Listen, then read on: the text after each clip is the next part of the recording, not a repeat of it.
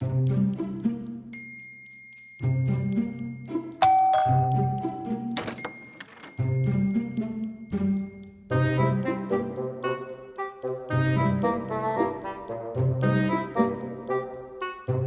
ಪುಟ್ಟ ನೀನು?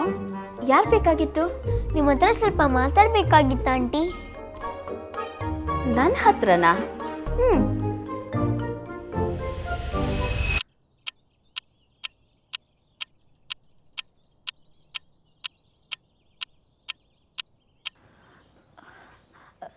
ದೋಸೆ ತಿಂತೀಯ ಪುಟ್ಟ?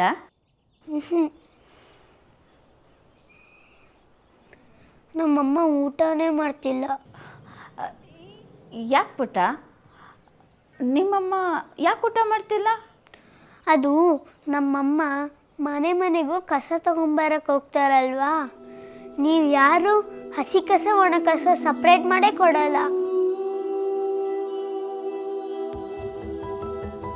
ನೀವು ಯಾರು ಹಸಿ ಕಸ ಒಣ ಕಸ ಸಪ್ರೇಟ್ ಮಾಡಿಕೊಳ್ಳಿಲ್ಲ ಅಂದರೆ ಅದನ್ನು ನಮ್ಮಮ್ಮನೇ ಕೈಯಾರೆ ಸಪ್ರೇಟ್ ಮಾಡಬೇಕಾಗುತ್ತೆ.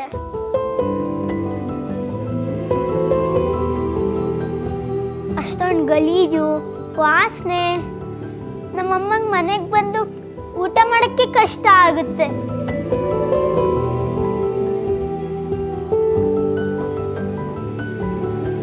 ಪ್ಲೀಸ್ ಆಂಟಿ, ಹಸಿ ಕಸ ಒಣ ಕಸ ಸಪ್ರೇಟ್ ಮಾಡಿಕೊಡ್ತೀರಾ?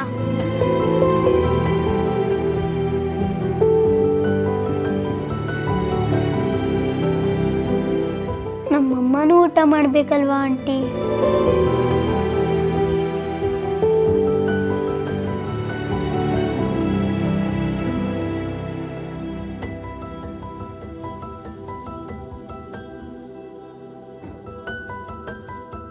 ಸ್ವಚ್ಛತೆಯೇ ದೈವತ್ವ. ನಮ್ಮ ಸುತ್ತಮುತ್ತಲಿನ ಪರಿಸರ ಮತ್ತು ನಮ್ಮ ಸಮಾಜ ಸ್ವಚ್ಛವಾಗಿರಬೇಕೆಂದು ಬಯಸ್ತೇವೆ. ಆದರೆ ಬಯಸೋದೇ ಬೇರೆ, ಕಾರ್ಯರೂಪಕ್ಕೆ ತರುವುದೇ ಬೇರೆ. ಸ್ವಚ್ಛತೆ ಕಾರ್ಯರೂಪಕ್ಕೆ ತರುವುದನ್ನು ನಮ್ಮ ಮನೆಯಿಂದಲೇ ಪ್ರಾರಂಭಿಸೋಣ. ಮನೆಯಲ್ಲಿ ಉತ್ಪತ್ತಿಯಾಗುವ ಹಸಿ ಮತ್ತು ಒಣ ಕಸವನ್ನು ಪ್ರತ್ಯೇಕಿಸಿ ನಾವು ಕಸದ ಗಾಡಿಗೆ ನೀಡೋಣ.